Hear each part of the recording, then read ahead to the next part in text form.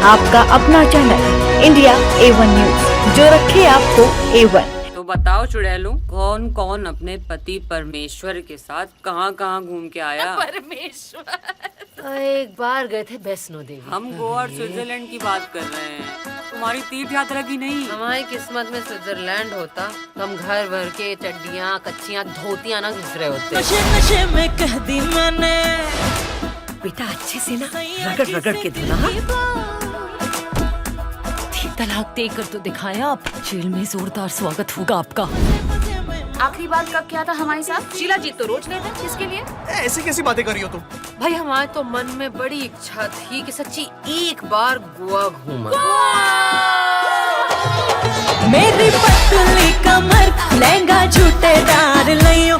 एक बार इनसे पूछाते हैं, इन्हें बता देते हैं, उनसे पूछ लेते हैं, अपनी पति की परछाई से निकलकर कभी अपने बारे में सोचा है कुछ?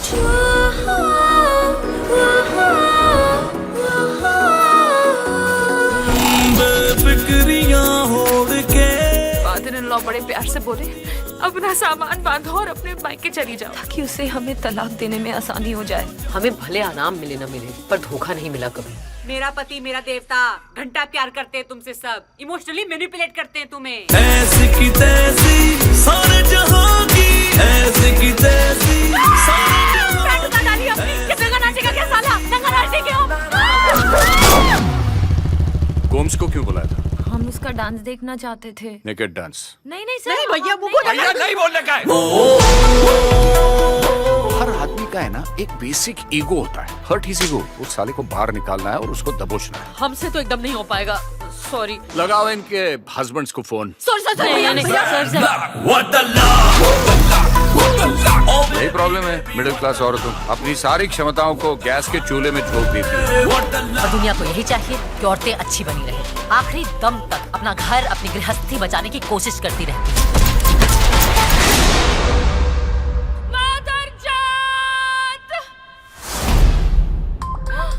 अरे हमारी मम्मी जी का फोन आ रहा है फिर से। जरा पैनिक वाली आवाज निकालो और बोलो बाद में बात करते हैं। मम्मी जी, हम आपसे बाद में बात करते हैं। वाह चीयर्स चीयर्स चीयर्स।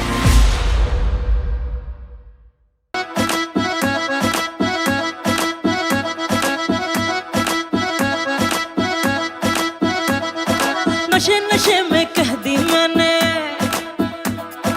सैया जी से दिल की बात। नशे नशे में कह दी मैंने, सैया जी से दिल की बात। मजे मजे में मांग ली छोटी सी उनसे सौगात। गोरे गोरे मुखड़े से जुल्फे हटा के, पास पास आके उन्हें सीने से लगा के, बोला एयरपोर्ट से सीधा घर को आयो। मेरी पतली कमर लहंगा झूठेदार लियो। मेरी पतली कमर लहंगा झूठेदार लियो। दिल्ली कनॉट प्लेस के रॉयल प्लाजा होटल में फिल्म जहां चार यार का प्रमोशन करने दिल्ली पहुंची स्टारकास्ट की टीम। अभिनेत्री स्वरा भास्कर, शिखा तलसानिया और पूजा चोपड़ा ने अपनी अपकमिंग फिल्म जहां चार यार का राजधानी दिल्ली में प्रमोशन किया। होटल रॉयल प्लाजा में आयोजित प्रमोशनल कार्यक्रम में फिल्म के डायरेक्टर कमल पांडे और प्रोड्यूसर विनोद बच्चन भी मौजूद रहे। फिल्म 16 सितंबर 2022 को सिनेमाघरों में रिलीज होने के लिए पूरी तरह से तैयार है। मीडिया से बात करते हुए अभिनेत्री स्वरा भास्कर ने कहा, जब मैंने जहां चार यार की स्क्रिप्ट पढ़ी तो मुझे विश्वास नहीं हो रहा था कि ये एक पुरुष लेखक द्वारा लिखी गई है, क्योंकि जिस तरह से इसकी स्क्रिप्ट लिखी गई है वो एक विवाहित महिला के जीवन और उसकी दुश्वारियों के साथ जीवन से जुड़ी तमाम चीज़ों के बारे में बहुत सुंदर तरीके से उल्लेख किया गया है। फिल्म में छोटी छोटी बातों को इतनी शालीनता से चित्रित किया गया है कि मुझे फिल्म के लिए हाँ कहने में ज़रा भी देर नहीं लगी। अभिनेत्री शिखा तलसानिया ने कहा कि फिल्म जहां चार यार में नेहा नामक युवती का किरदार वो निभा रही हैं, जो एक अलग तरह की इंसान है। इस फिल्म के ज़रिए मुझे पहली बार एक शहरी हाउसवाइफ का किरदार निभाने का मौका मिला है। मुझे नेहा का किरदार निभाने में बहुत मज़ा आया।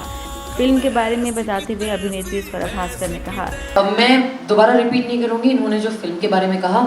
एक छोटी सी बात कहूँगी कि मैंने जब स्क्रिप्ट पढ़ी मुझे विश्वास नहीं हुआ कि एक आदमी ने लिखी है।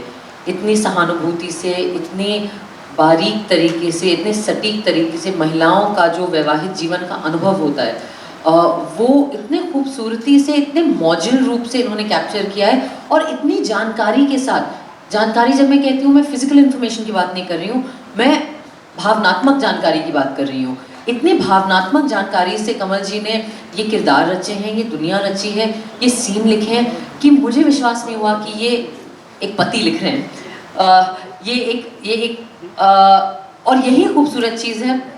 मुझे लगता है कि आज के दौर में इतनी बात होती है विमेन सेंट्रिक ऐसा वैसा, बहुत मेरे लिए उम्मीद की बात है, खुशी की बात है कि दो मर्द, विनोद बच्चन जी और कमल पांडे जी ने ये कहानी को लेग्स दिए हैं, ये कहानी को विंग्स दिए हैं, जिसमें 4 महिलाओं के अनुभव, जो एक तरीके से न सिर्फ इस देश के और हमारे समाज की सारी महिलाओं का अनुभव है, मैं कहूँगी साउथ एशिया, दक्षिण एशियाई जो सब कॉन्टिनेंटल क्षेत्र है, उसकी सारी महिलाओं का अनुभव है। क्योंकि मुझे लगता है विवाह और महिला और पारिवारिक जीवन जाति, धर्म, भाषा, प्रांत विशेष या इवन देश विशेष अनुभव नहीं होते हैं महिलाओं के लिए।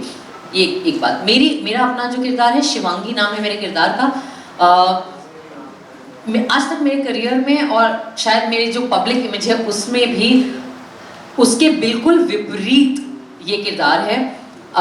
मेरे सारे रोल आज तक थोड़े दबंग रहे हैं, बहुत कॉन्फिडेंट रहे हैं, बहुत फ्लैम्बॉयंट रहे हैं, पर्सनैलिटी से भरे हुए रहे। इनकी भी पर्सनैलिटी है। शिवांगी इतनी दब्बू है बेचारी, वो डरी हुई है ज़िंदगी में, उसकी कॉन्फिडेंस लेवल बिल्कुल ज़ीरो है, वो अंडर कॉन्फिडेंट है, और उसके ज़िंदगी का एक ही भय है कि मेरे पति नाराज़ हो गए तो क्या होगा। उसकी पेट लाइन है, ज़रा इनसे पूछ लेते हैं, इन्हें बता देते हैं। मुझे लगता है ये ज़रा इनसे पूछ लेते हैं, मैंने ज़िंदगी में ये शब्द का भी प्रयोग नहीं किया। ऑफकोर्स मैंने अपने माता पिता से परमिशन ली जब मैं छोटी थी या उनके साथ रहती थी, पर 10 साल से बॉम्बे में रह रही हूँ तो किसी से परमिशन लेने का मौका ही नहीं मिला। शादी तो खैर नहीं हुई, तो वो, और पता नहीं अगर मतलब आई डोंट नो शादी में अगर लोग परमिशन ले रहे हैं अपने स्पाउसेस से, अब आप जो शादीशुदा हैं वो बताइएगा। मेरे लिए बहुत अच्छा था ये चैलेंज था कि क्या मेरा जो निजी चरित्र है और मेरा जो स्क्रीन पर चरित्र दिखाई पड़ता है और मेरा जो ट्विटर पर चरित्र है, क्या इन सारे के बैगेज के साथ मैं शिवांगी जैसे किरदार को कर भी सकती हूँ, और क्या आपको मैं विश्वास दिला सकती हूँ कि स्क्रीन पे जिसे आप देख रहे हैं वो स्वरा नहीं शिवांगी है। तो ये मेरे लिए चैलेंज था और बहुत खूबसूरत रहा मेरे लिए। जैसे इन्होंने कहा, इन्होंने अपनी माता जी को याद किया, मैंने अपनी नानी जी को याद किया। नानी से मैं बहुत क्लोज थी, वो अक्सर अपने वैवाहिक जीवन के अर्ली जो साल थे उनकी कहानियाँ मुझे सुनाती थी, और वो मैंने शिवांगी पढ़ के को कहा कि आपने मुझे मेरी नानी को जिंदा करने का मौका दिया है। ये इमोशनल जर्नी। दूसरा जो आपका सवाल है, पैमाना मेरा नहीं है। जो भाषा इस्तेमाल हो रही है, जो शब्द इस्तेमाल हो रहे हैं, जिस किस्म के विश्लेषण वो लोग इस्तेमाल कर रहे हैं, मैं उसके बेसिस पे जो बोलती हूँ मैं बोलती हूँ। मेरे पैमाने कभी मेरे नहीं होते। मेरा काम, मैं सिर्फ ऑब्जर्व करके कह रही थी ये जो आपने बॉयकॉट की बात करी। नहीं, मैं देखिए, मैं समझती हूँ कि किसी भी रिश्ते में जो आपका अपना निजी चरित्र है और आपका निजी, जिसको सेल्फहुड कहेंगे, आप जो इंसान हैं, उसके लिए भी स्पेस होनी चाहिए। आई थिंक जो हमारी फिल्म में कमल जी ने और जो एक अनुभव बताया है गृहिणियों का, वो ये है, और इसमें कोई जजमेंट नहीं है, ये एक्चुअली हमारे देश की महिलाओं की अच्छाई है। उनका दिल बहुत बड़ा होता है मुझे लगता है, और जिस किस्म के संस्कार हम देते हैं लड़कियों को कि अच्छे रहो, सेवा करो, ख्याल रखो, जिम्मेदारी लो दूसरों की, कभी अपनी नहीं। हमेशा सारे जो संस्कार गर्ल चिल्ड्रन को मिलते हैं वो होता है कि बाहर की तरफ आप अपना सारा एनर्जी, अपना सारा एफर्ट बाहर की तरफ देते रहो। तो और चूंकि सिंसियरली एक सच्चाई के साथ मुझे लगता है कि मतलब ऑफ कोर्स ये कब आप ऐसे स्वीपिंग स्टेटमेंट नहीं दे सकते, लेकिन लार्जली स्पीकिंग औरतें जो होती हैं, उनका बड़ा, माएँ पत्नियाँ, उनका दिल बहुत बड़ा होता है। तो आई थिंक, और एटलीस्ट मैंने ये अपने आसपास जो अपनी फैमिली में पाया है, तो मुझे लगता है वो अपने अर्नेस्टनेस में, अपने डिवोशन में, सेवा भाव में खुद को भूल जाते हैं। तो मुझे लगता है किसी भी रिश्ते में आपके लिए भी जगह होनी चाहिए, एंड आई थिंक कि वो अंडरस्टैंडिंग आप परिवार में होनी चाहिए। वो ज़रूरी नहीं होना चाहिए कि सारे टाइम औरत ही बोलते रहे कि मुझे ये दो, मुझे मेरी स्पेस चाहिए, मुझे अपनी आज़ादी चाहिए, मुझे, अरे आप दे दो ना यार अपने आप ही। आप भी तो थोड़ा अपने दिमाग का इस्तेमाल करो, पतियों को और सास ससुर जो ननद भौजाई whatever सारे लोग जो हैं, जेठ वेठ, हमारे तो परिवार भी बड़े होते हैं, तो सारे लोगों को भी खुद सोचना चाहिए. सो आई थिंक दैट अगर वो टू वे चीज हो जाएगी, सो दैट्स वो एक अच्छी चीज होगी. फिल्म की कहानी के बारे में बताते हुए अभिनेत्री पूजा चोपड़ा ने कहा, अच्छा, सो मेरे लिए जब मैंने ये फिल्म पहली बार कमल जी से सुनी, my first reaction was I have to do this film. मैं एक आउटसाइडर हूँ, I am not an industry kid, तो हमारे लिए एक अच्छी स्क्रिप्ट जिसमें आपका अच्छा किरदार हो, स्ट्रॉन्ग किरदार हो, जहाँ आपका परफॉर्मेंस के लिए स्कोप आपको मिले, वो बहुत कम होते हैं. I am being really honest. We get good scripts with good meaty characters where you can actually perform and show everybody what you are capable of, come very far and few. So one thing I knew for sure, that I'm going to seize this opportunity and make the most of it. But I knew it's not going to be easy, क्योंकि ऐसा किरदार मैंने not only कभी अपने life में छोटी career में नहीं प्ले किया है, बट मैं इस किरदार के आसपास भी आई वॉज नॉट एक्विंटेड और फेमिलियर टू एनीथिंग और एनीवन अराउंड दिस. गांव की लड़की, मुस्लिम लड़की, ऐसी लड़की जिस पे अत्याचार होता है अपने पति से, अपने इन लॉज से. It was difficult, it was traumatic to say the least. And I hadn't been anywhere close to this, so I knew it's going to be difficult because I've not experienced this. I was I think lucky, fortunate, or I think both director and producer believed in me, gave me this opportunity. But fortunately, like I said, this character for me was a journey. जब मैं ये film shooting के दौरान, in fact I think 5th या 6th day था, जब मैं अपनी स्क्रिप्ट लेके वैनिटी में बैठी थी, and I realized something and I broke down. I just realized how close this is to what my mother had been through. Sakina is a character जो अंदर से बहुत अकेली है, ना माँ, ना बाप, ना भाई, ना बहन. उसका एक ही घर है जहाँ उसकी कोई इज्जत नहीं है, कोई वैल्यू नहीं है. बट अगर वो दबेगी, अगर ये मान लेगी कि वो कमज़ोर है, तो उसे और दबाया जाएगा, क्योंकि हम जानते हैं कमज़ोर को और दबाया जाता है. So she puts on this facade, this armor of being strong. एक नाटक करती है वो कि मैं strong हूँ.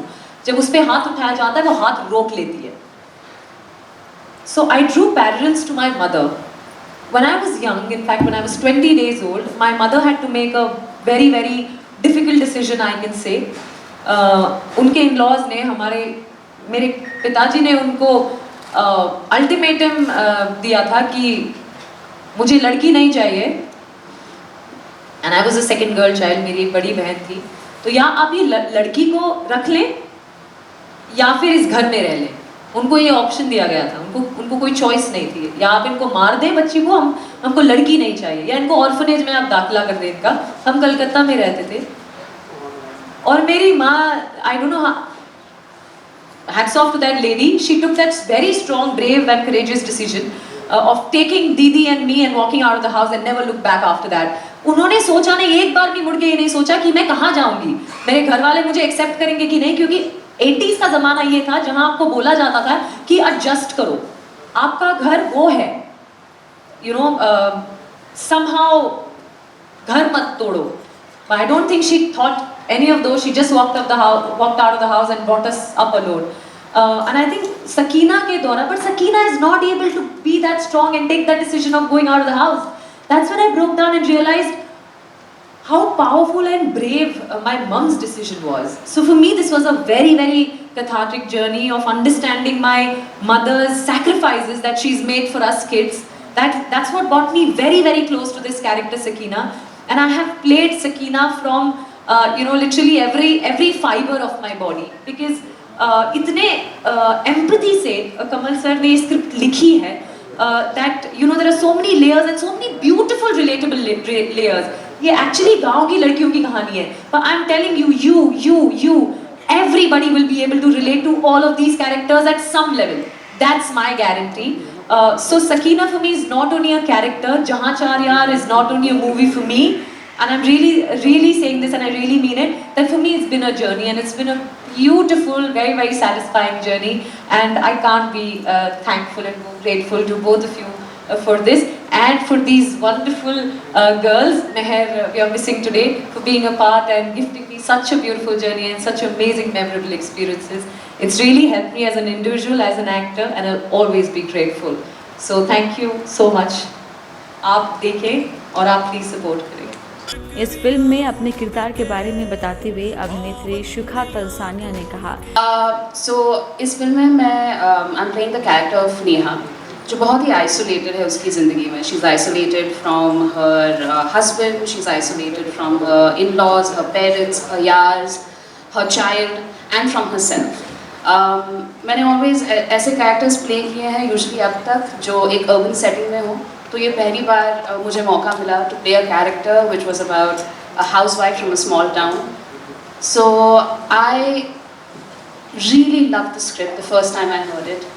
I think Kamal sir has written a very empathetic and a nuanced script, and I connected with Neha immediately because I think हम सब अपने आप को कहीं ना कहीं, जब लाइफ चल रही है ना, अडल्टिंग चल रही है, हम अपने आप को भूल जाते हैं और आपके यार जो हैं वही होते हैं जो आपको याद दिला देते हैं कि आप क्या हो, कितनी खूबसूरत हो, आपका दिल कितना खूबसूरत है। So for me that is what I connected with in this film. मुझे एक्चुअली ये नई बहू को नहीं पूछना चाहिए, ये सारे न्यू हस्बैंड्स को पूछना चाहिए और बोलना चाहिए कि आपने काम किया घर का, उसके लिए थैंक यू एक्सपेक्ट मत करो। ये एक्सपेक्टेड होना चाहिए कि आप मदद करेंगे and it will be an equal relationship from everybody in the household. मतलब रिस्पेक्ट तो है, ऑफ कोर्स वो देंगे एक दूसरे को, but this question is to the new husbands, not to the new बहूज। इसलिए शादी नहीं हो रही हमारी। यार ये स्वरा और मैं ना इतने अच्छे दोस्त हैं ना कि हर दोस्ती की फिल्म जो होती है उसमें वी हैव टू बी है। इस फिल्म में मेरी एक पुरानी यार थी जो है स्वरा, और दो नए यार मिले जो है महर और पूजा।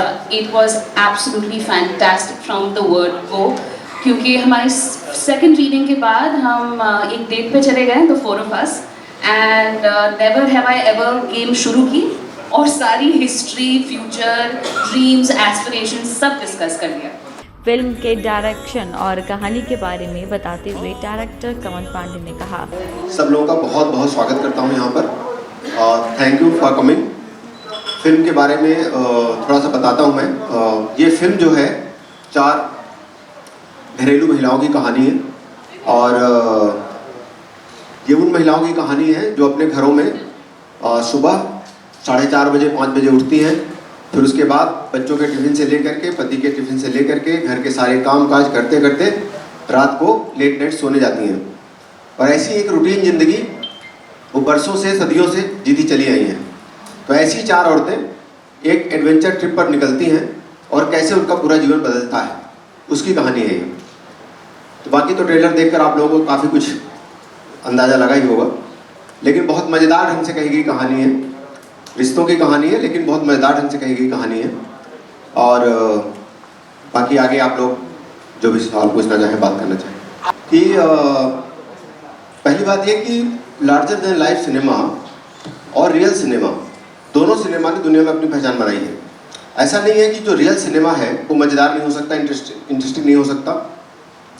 और इसकी मॉस अपीलिंग इसलिए भी बहुत है क्योंकि ये उन महिलाओं की कहानी कह रही है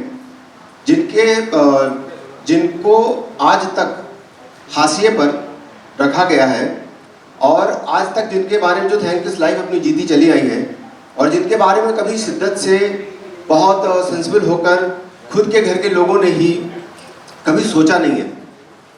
तो ये कहानी उन औरतों के बारे में है, और उनके जीवन के कुछ सपनों की कहानी भी ये कहती है। तो मेरे ख्याल से तो इसकी अपील बहुत है, और हिंदुस्तान की हर महिला को ये फिल्म देखनी चाहिए, और महिलाओं को ही क्यों, उनके साथ में घर के सारे लोगों को देखनी चाहिए। तो उनको जरूर कहीं ना कहीं जो है ना, उनके दिल को ये बात छुएगी, मेरा विश्वास है इस फिल्म के साथ। जहां 4 यार फिल्म के प्रोड्यूसर विनोद बच्चन ने फिल्म के बारे में बताया, ये फिल्म इस समाज की एक वास्तविकता है, सच्चाई है। हर घर, हर परिवार, हर गांव, हर मोहल्ले की ये कहानी है।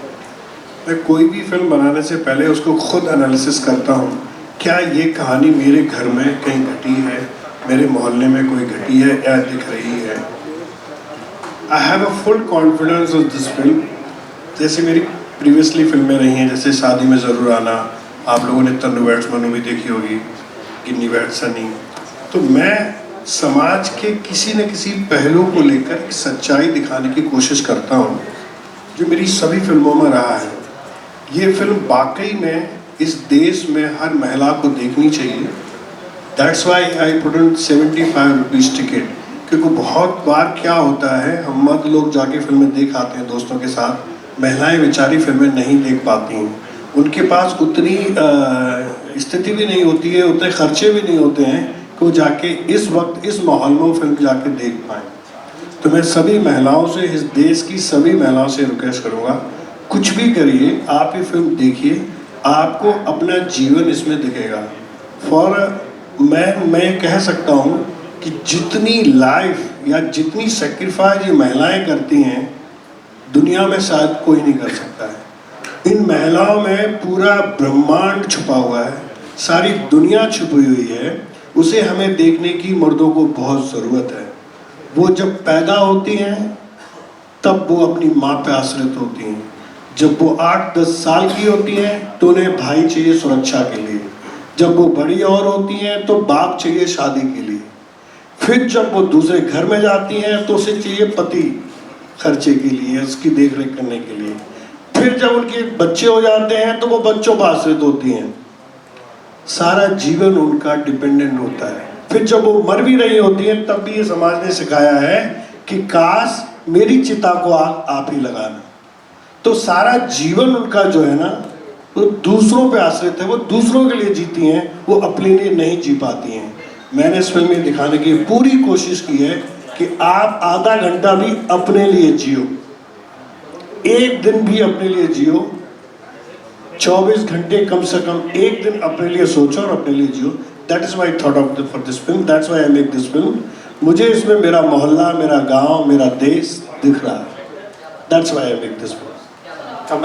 फिल्म जहां 4 यार घरेलू महिला के जीवन में होने वाले उतार चढ़ाव और समस्याओं को दर्शाती है, जहां एक महिला किस तरह से अपने घर को संभालने में पूरी जिंदगी लगी रहती है, घर के सदस्यों को संभालने में उसका पूरा जीवन चला जाता है, लेकिन उस हाउसवाइफ के बारे में कोई नहीं सोचता। निश्चित रूप से उसका सम्मान होना चाहिए, वो सम्मान की हकदार है। एक हाउसवाइफ को भी सम्मान से अपना जीवन आज़ादी के साथ जीने का पूरा अधिकार है। ये फिल्म सिनेमाघरों में 16 सितंबर को रिलीज हो रही है, तो आप भी जाइए अपने नज़दीकी सिनेमाघर में और देखिए फिल्म जहां 4 यार। आपको जहां 4 यार फिल्म के स्टार कास्ट के साथ फिल्म का प्रमोशन कार्यक्रम कैसा लगा, कमेंट बॉक्स में जरूर लिखे। बेटा अच्छे से ना रगड़ रगड़ के धोना। हाँ, तलाक देकर तो दिखाएं आप, जेल में जोरदार स्वागत होगा आपका। आखिरी बार कब किया था हमारे साथ? शीला जीत तो रोज लेते, किसके लिए? ऐसी कैसी बातें कर रही हो तुम? ऐसी की तैसी डाली अपनी कि नंगा नाचेगा क्या साला? नंगा नाचने क्यों? लगाओ इनके हस्बैंड्स को फोन।